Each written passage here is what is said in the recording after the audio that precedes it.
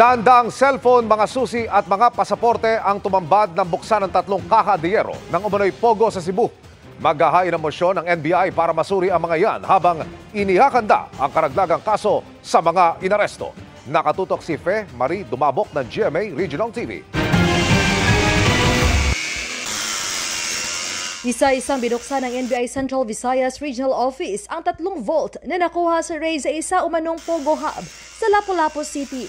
Nakuha sa mga vault ang 8 susi ng sasakyan, halos 200 cellphones at 3 Indonesian passports. Ang mga vault na ito nakuha sa raid noong August 31 sa isang gated compound sa Barangay Agos sa Lapu-Lapu City, Cebu. Mayroon dong aabot sa 10 gusali, swimming pool, restaurant at iba pang pasilidad. Isinagawa ang operasyon sa hiling ng Indonesian Embassy na ma-rescue ang ilang Indonesian na naroon sa nasabing gusali. Kumbinsido ang PAOK na isa itong Pogo Hub kung saan iba't ibang scam ang pinaniniwala ang ginagawa. Maghahain ng motion ang NBI para mabuksan at makita ang laman ng mga cellphone na pinaniniwalaan ng NBI Savro na ginamit sa illegal Pogo operation. Inihahanda rin ng ahensya ang karagdagang kasong isasampa laban sa 17 inaresto sa operasyon noong Agosto, kabilang ang 16 na dayuhan. Nauna na silang sinampahan ng 7 counts of qualified human trafficking.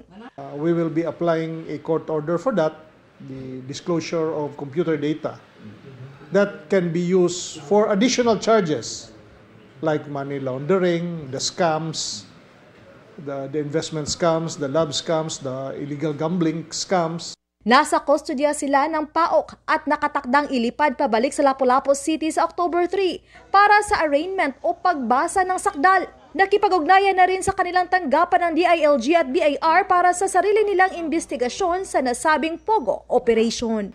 The DILG on the part of the local government's involvement, if any. The Bureau of Internal Revenue on part of the taxes. Para sa GMA Regional TV at GMA Integrated News, Fe Marie Dumabok, nakatutok 24 oras.